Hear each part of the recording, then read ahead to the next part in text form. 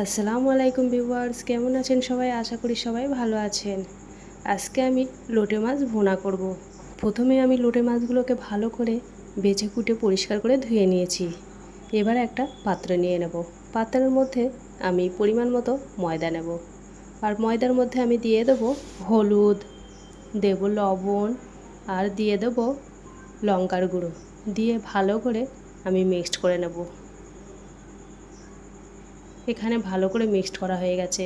এবার আমি লোটে মাছগুলো দিয়ে দেব। দিয়ে ভালো করে আমি লোটে মাছগুলোকে কোট করে নেব। এখানে আমার সব মাছগুলো কোট করা হয়ে গেছে।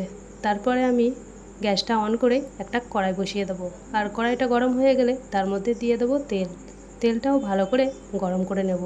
আর এই কোট করা মাছগুলো আমি সেই তেলের মধ্যে দেব। দিয়ে ভালো করে ভেজে নেব।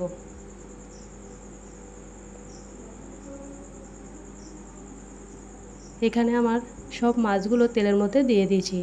তারপরে উল্টে পাল্টে আমি লাল লাল করে ভেজে নেব। সব মাছগুলো ভাজা হয়ে গেছে। এবার আমি মাছগুলো তুলে নেব। তারপরে সেই একই তেলের মধ্যে আমি বেশ কিছুটা পেঁয়াজ কেটেছি, সেই পেঁয়াজগুলো দিয়ে লাল লাল করে নেব। এখানে দেখেন সব মাছগুলো আমার ভাজা হয়ে গেছে। সব মাছগুলোই গোটা গোটা আছে।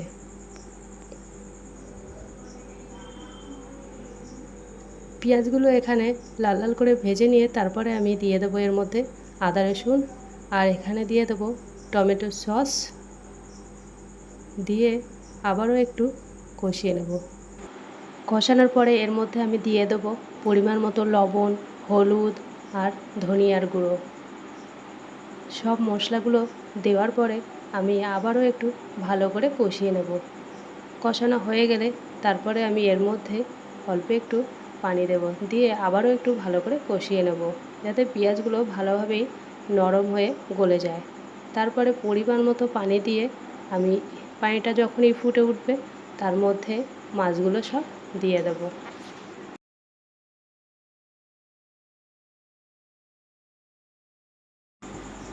এখানে গ্রেভিটা ভালো করেই ফুটে উঠেছে। তারপরে আমি এই ভেজে রাখা মাছগুলো দিয়ে দিলাম।